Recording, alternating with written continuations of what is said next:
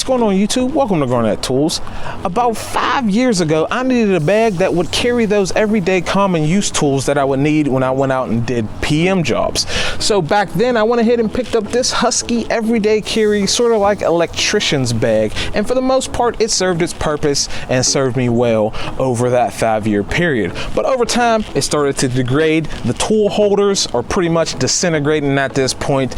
The handle feels like it's quite literally maple syrup, and those zippers, yeah, they've seen better days. So today we're gonna go over what OLSA Tools sent over for me to replace it, because maybe I should have been backpacking it all along. But before we get started, make sure you subscribe if you're not already, and hit that bell to be notified of all my latest uploads.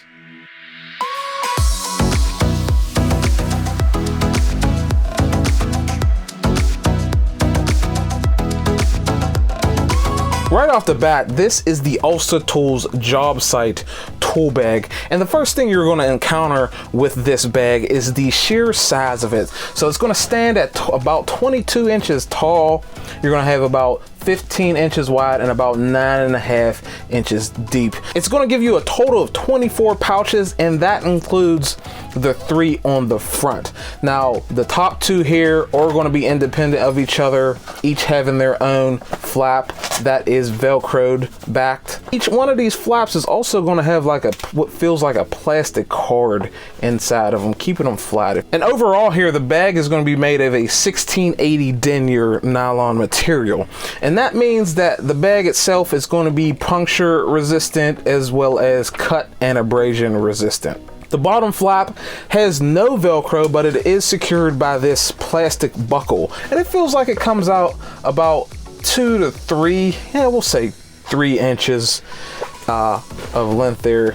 But the front pocket is pretty deep. Feels like it's about, I want to say 10 inches. And of course, at the top here, the last thing on the front of the bag is of course going to be the OLSA Tools logo, but right next to that is sewn in one of the 2 straps that are included on the bag. Now these straps are going to be sewn directly into this nylon band or strap here, and it looks like it's sewn about 1 inch deep into the nylon material here. Okay, moving on to the bottom of the bag, it looks like you're going to have a 2-inch thick, fully molded and wrapped around the entire base of the bag, a hard plastic or rubber material. As far as things on the ground level, this base is going to keep that stuff out of the bag and off of the bag for your tools to be more cleaner. It's definitely a welcome addition on a bag like this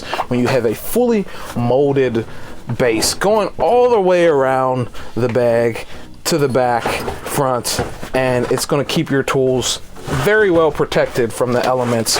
The bag itself is going to have 2 zippers that go pretty much the whole entire side down the bag, save for like 5 to 6 inches. Once you're like half zipped, something like that, you can just grab the back of the bag and pull the whole thing, and blam, it opens up a great deal. And as you can see, like I was talking about before, how much sheer space is in there. And let's see how many. There's 1 tool case. This is a tap and die set. Here's a pressure test gauges set. Look at all that. Look at that.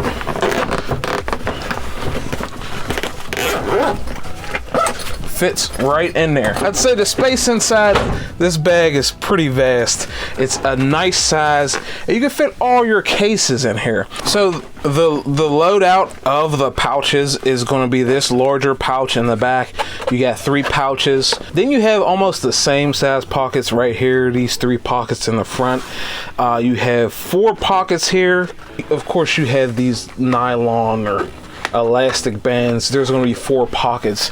Now the 21 pocket count inside the bag, or the 24 overall count for the bag, is going to include these 4 elastic pouches here, and then you got 6 red pouches that looks like they can maybe fit a screwdriver each. For reference, this is a snap-on utility knife here, and as you can see, it fits in there, holds it snug. So here is a can of PB Blaster that fits like that. It fits in only the middle pouch. Also fits there, also fits there, and also fits there. Each of the insides of these tool holders is going to have like a puncture resistant material on the inside. As you can see how shiny that is not the same material as the outside of each strap there. And if you want to have a look in the center, you do additionally have the nylon material sewn into the bottom of the bag. This is a fully aluminum clip here. You could use this to hang little carabiners if you got like your keys or something. Slap that on there, and that nice little clip, nice little added feature. Here at the end, there's a couple features I think that would improve this bag while not damning things that would make me turn away from this bag altogether, but certainly things that could have been thought of.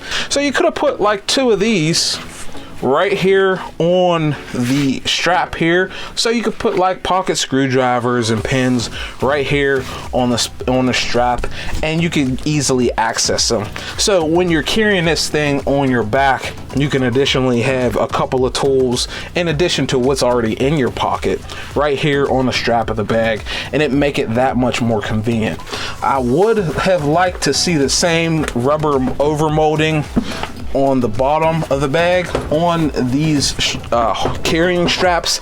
That's certainly not something I would go too far into. They have included some padding in the straps themselves, but it would have been a nice addition. You're certainly not going to carry the bag primarily with these straps, I don't think. I'm definitely not going to hesitate in throwing all my PM tools. And speaking of that, all that's left for me to do is throw my tools in it. So let's get to that.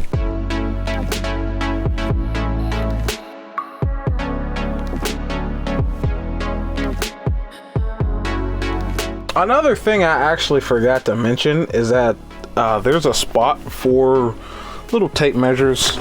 It is on right here. And I already did some testing on that. I'll cut to that. One thing I wanted to point out is a little modification I made to this bag is these Wera socket rails. Now they're locking rails. Each socket locks onto the rail and it holds that socket, but it's like a flexible nylon material with a plastic backing, kind of just like a lot of the flaps are on the front of this bag, but these come with Velcro straps. So what I did was I JB welded this Velcro pads for both rails right into the bag, so I could put this rail right back in that bag and leave it there, and it stays, and I can use my sockets on the rail in the bag, or if I need to take them off and take them with me, I just rip them off and take them with me. It's a pretty nice addition to a bag like this, and that would be a game changer if they included that by default. But all in all, the bag is a pretty nice one. So now I could close her up, and as you can see, those sockets, they stay put because they're on that Velcro pad. Look at that, organized.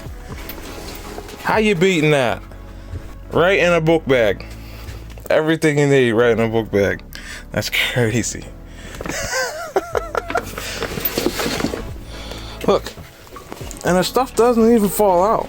I'm holding that by the front. Nothing fell out.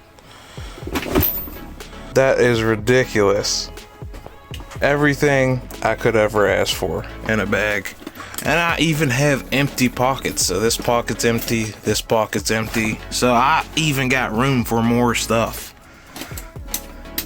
But that's it. That's all I have for you. I'll be sure to leave everything I talked about in this video in the description down below. OLSA Tools is going to give you guys a 10% off coupon if you use code GTOOLS10 on their website, which is also linked below. As always, make sure you like, comment, subscribe for more videos.